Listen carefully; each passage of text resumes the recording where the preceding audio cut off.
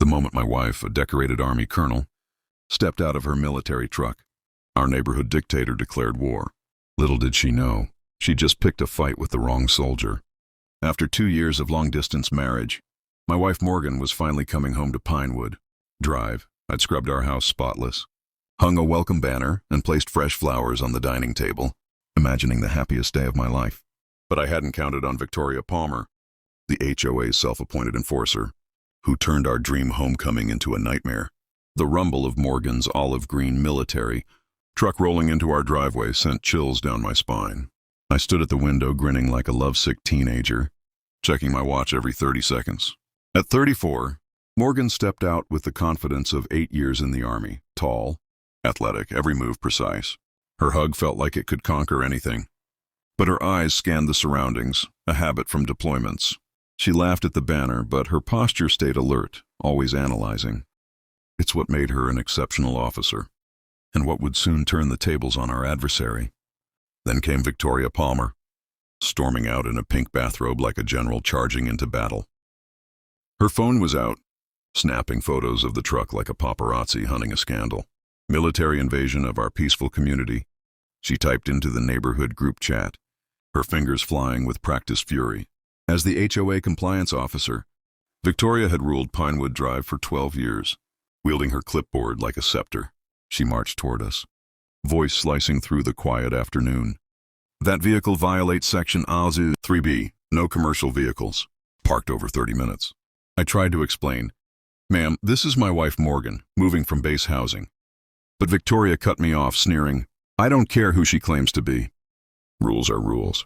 And I've checked. No active duty personnel registered here." Morgan stayed calm, almost amused, studying Victoria like a scientist observing a volatile specimen.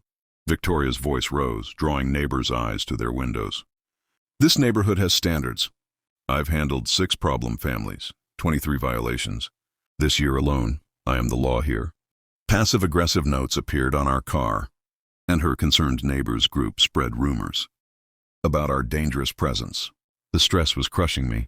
I couldn't sleep, jumping at every sound, spiraling into financial panic. "Maybe we should comply," I pleaded to Morgan. "Pay the fines, keep our heads down." She looked at me, disappointed but kind. "Ryan, I fought for freedom overseas. I won't surrender to a suburban dictator." That night, she created a folder, Operation Neighborhood Peace. She photographed Victoria's violations, her car by a fire hydrant, her dog off-leash, her own noise breaches. "Know your enemy," Morgan said, her military precision chillingly effective. At the emergency HOA meeting, Victoria arrived with a briefcase of evidence, greeting board members like old allies. Her presentation was a masterclass in manipulation, framing us as intimidators hiding behind military privilege. She flashed photos, noise complaints, and witness statements demanding our lease termination. The room buzzed with tension. 25 neighbors, the largest turnout in years, hung on her words. Then Morgan stood, carrying only a manila folder. "I believe in facts, not innuendo," she said, projecting video of Victoria dumping trash in our bin, her car blocking sidewalks, her garden breaking her own rules. She exposed Victoria's witnesses as her cronies, her noise complaints as fabrications, Morgan was at work, and her 47 calls to Morgan's workplace as harassment. A chart showed 18 violations against us in 14 days, versus 3 for the entire neighborhood. Whispers spread. "She's been watching us all?" No wonder the Johnsons left. Victoria's facade cracked. She shouted about military intimidation, lunging for the projector before being restrained. The board deliberated for 10 minutes, dismissing all our violations, fining Victoria $500, and issuing a harassment warning. A new policy required corroborating evidence for complaints, the Victoria Palmer rule. She stormed out, muttering about lawsuits, but her voice trembled on a phone call.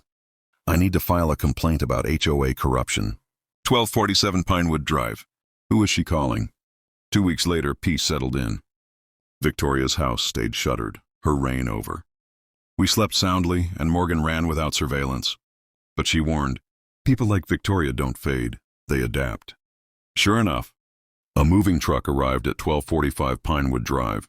Sophie Martinez, a cheerful nurse in her 30s, moved in next to Victoria.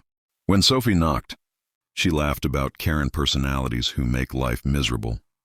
Victoria's curtains twitched. She'd found a new target. Victoria tried her old playbook.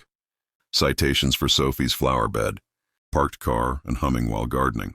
But Sophie, unfazed, documented each notice with a smile, waving at Victoria's surveillance.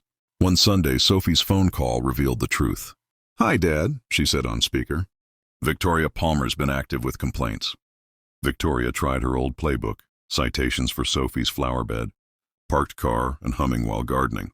But Sophie, unfazed, documented each notice with a smile, waving at Victoria's surveillance. One Sunday, Sophie's phone call revealed the truth. "Hi, Dad," she said on speaker. "Victoria Palmer's been active with complaints." The voice, Chief Martinez, replied, "Document everything for the official file." Sophie was his daughter, assigned to monitor Victoria. Victoria's teacup crashed as she realized she was under surveillance by the police chief's daughter. Every move she made was now reported to law enforcement. Sophie waved cheerfully. Perfect weather for community monitoring. The irony was poetic. The neighborhood spy was now the spied upon. The next weekend, Pinewood Drive held its first barbecue in years. Everyone came except Victoria. Sophie organized games, uniting neighbors freed from fear.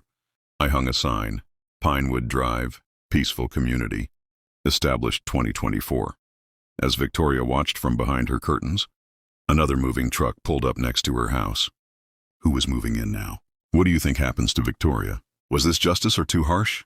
Comment below and subscribe for more crazy neighbor stories. She dialed the HOA hotline, loudly reporting an emergency violation, possible fraud. Then, with theatrical flair, she shouted, "I'm calling the police tomorrow. We'll see how fake your military story is." Morgan quietly snapped a photo of Victoria mid-rant, whispering to me, "Evidence, sweetheart. Always collect evidence." Her calm hinted at a plan, but what was she hiding? At 6 a.m. the next morning, Victoria was on her porch, loudly reporting to 911. Suspicious individuals. Possible stolen valor, potentially dangerous. She didn't stop there, calling the tax office, fire department, and rallying neighbors with whispers of PTSD risks and dangerous military types. Her posts flooded neighborhood apps. Fake military family threatening our community. By the time 2 squad cars arrived, 15 neighbors had gathered, with Victoria playing the brave defender.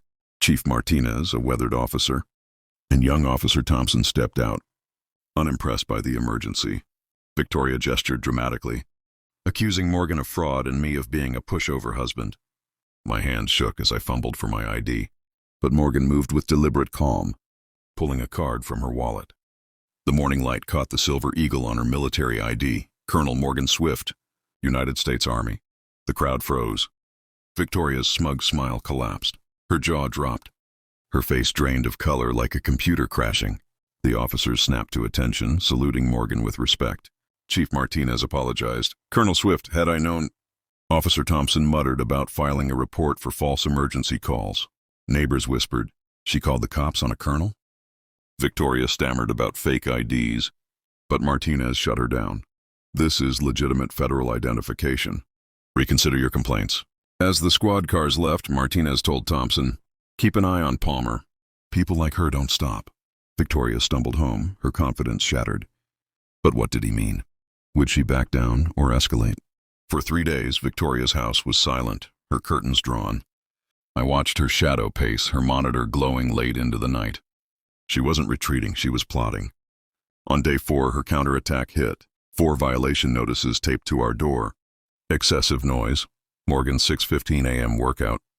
Vehicle positioning, my car 2.3 inches over the line. Unauthorized signage, our welcome banner. And landscaping non-compliance, hedges 1 inch too tall. Day 5 brought 6 more. Trash bin errors, porch light too bright, unapproved door paint. Even a pet noise complaint, we didn't own a pet. Each carried an $85 fine, totaling $850 in 2 days. Victoria's harassment grew sinister. She followed Morgan's runs, snapping photos. Her dog defecated on our lawn daily. At 11 p.m., her music blared.